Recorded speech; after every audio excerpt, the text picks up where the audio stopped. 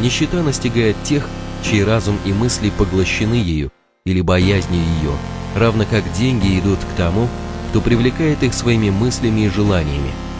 Нищенское сознание порождается в результате сознательного формирования привычек, которые непроизвольно поражают разум человека. Денежное сознание обязательно следует формировать в себе, за исключением тех случаев, когда человек рождается с этим сознанием.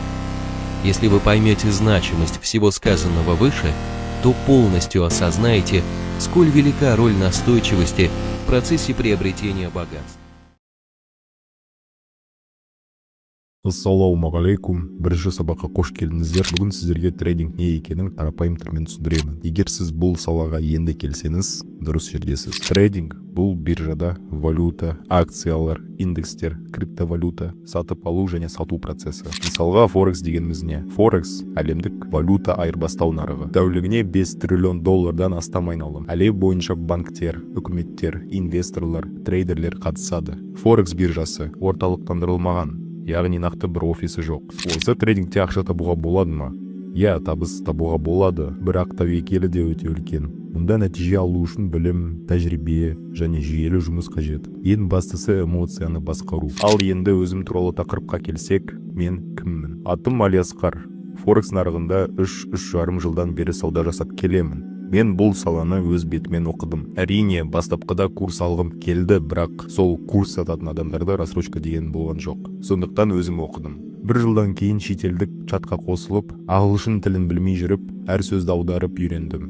Қиын болды, бірақ мақсаты бар адамды ештеңе тоқтата алмайды. Бірінші табысқа жеткенге дейін 40 шақты проп аккаунт сливать еттім. Проп компания жайлы осы видеоның соңында сөйлесерміз. Жалпы осы салаға кіруге стоит па деген сұрақтар маған келеді. Менің ойым бірақ бір момент айтып кетейін. Өміріңізде шешілмеген көп мәселелер болса, алдымен соларды реттеп, кейін суық ақылмен келуіңіз керек. Көп адамдар трейдингті ойын сияқты қабылдайды, бірақ бұл бизнес, бұл жұмыс. Қандай программалармен жұмыс істейміз? Біріншісі TradingView, екіншісі MetaTrader. Бірінші программада біз анализ жасаймыз. Одан кейін сделка ашатын сәтте біз MetaTrader 5-те ашамыз. Ал енді бинома, бинарный опционы, сигналы, вип-чаттар туралы сөйлесіп кетейік. Бинарный опционы бұл трейдинг емес, бұл азарттық ойын. Мұнда нағыз нарықтық талдау жоқ. Сауда емес, тек болжам. Баға 1 минуттан кейін жоғары ма, төмен бе, қайда барады, соны белгілейсің. Бұл инвестиция да емес, кәсіби трейдинг те емес, кәдімгі казиноның аналогы.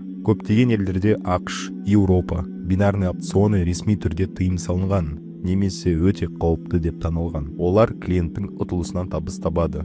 Брокер бағаларды өзі реттейді, ордерлерді өзі орындайды. Және сол жердегі адамдар азартқа үйреніп қалады. Енді сигнал туралы сөйлесіп кетсек. Бір сөзбен айтқанда, сигнал бұл ставка. Сен өзің үйренбей біреудің болжауына тәуелді боласың. Саған біреу қазір сатып ал, қазір сат дейді. Бірақ сен неге сатып алдың, неге саттың түсінбейсің. Сен тәуелді адамға айналасың. Сол сигнал сататын адамдар статистикасын өтірік көрсетеді. Тек ұтқан позицияларын көрсетеді. Ұтылған сигналдарын жасырады. 90% табыс бұл жалған уәде. Сигналдарға үйренсең, өзің трейдер болмайсың. Трейдинг бұл түсіну, аналитика, психология, тәуекелді басқару.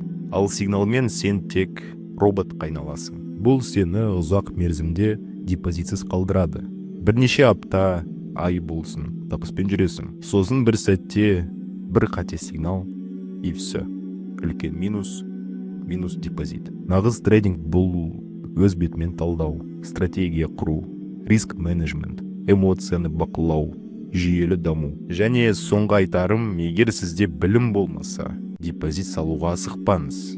Мен бұл курста барлығын нөлден бастап қазақ тілінде Алланың қалауымен түсіндіремін. Бірақ жеке өзімнің сетапымды көрсете алмаймын. Бұл тек жеке оқушыларым үшін арналған. Бірақ база толық осы курста болады. Сондықтан сіздерге пайдалы болады деп сенемін. Неге осы курсты мен сала бастадым? Өйткені адамдар осы базаларды ақшаға сатып алып мошенниктарға жем болады. Сондықтан мен осы курсты толық қазақ тілінде жазатын боламын. Осы сабақ бізде вводный сабақ болып саналады. Поэтому осы бірінші сабақтың қорытындысына айтатын нәрсе проп-компания дегеніміз не? Проп-компания дегеніміз не? Бір сөзбен айтқанда, проп-компания ол саған ақша беретін компания. Мысалы, ең кішкентай аккаунт ол $5000 аккаунт. Ең максимальный 100 мың, 200 мың, 300 мың долларға жетеді. Мысалға, $5000 аккаунттың бағасы 20 мың теңге. Сен оны алдың, саған не істеу керек? Саған екі фаза өту керек. Бірінші фазадан өту үшін саған 8% істеу керек. Одан кейін екінші фазада саған 5% істеу керек. Сол екі фазаны өткен соң саған лайф аккаунт береді. Лайф аккаунтында сен уже қалаған